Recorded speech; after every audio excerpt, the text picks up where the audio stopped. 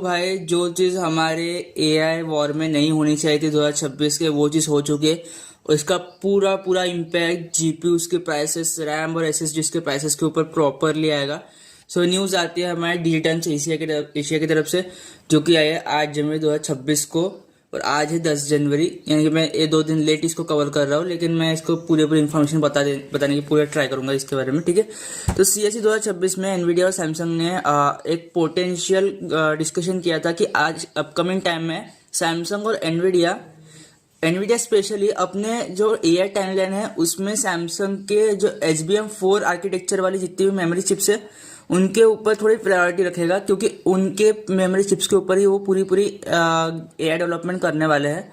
और इसकी वजह से क्या होने वाला है, इन शॉर्ट में देखो, ऑलरेडी हमारे मेमोरी के प्राइसेस हाई है, क्योंकि ऑलरेडी हमारे बहुत ज़्यादा शॉर्टेज चल रही है, स्पेशली हमें मेमोरी चिप्स को लेकर, क्योंकि एआई में काफ़ी ज़्यादा इंप्लीमेंट होती जा रही है, ठीक है। और अभी तो नए आर्किटेक्चर के मेमोरी चिप्स आ गए, जिसके वजह से ओल्ड आर्किटेक्चर वाले जो मेमोरी चिप्स है जो हम कंज्यूमर बेसिस पे यूज़ करते हैं उनकी मैन्युफैक्चरिंग कम होने वाली है, ठीक है। उनकी मैन्युफैक्चरिंग बहुत ज़्यादा कम हो जाएगी, जिसकी वजह से हम देखेंगे कि ऑलरेडी हमारे जो शॉर्टेज चल रहे हैं वो 55 to 60% तक और बढ़ जाएगी, और प्राइसेस काफ़ी ज़्यादा इंक्रीज 75-70% तक और इंक्रीज हो जाएंगी 2026 में। और इतने में ही अगर एनवीडिया जैसी कंपनी सैमसंग जैसी कंपनीज के साथ में कोलैब करती है,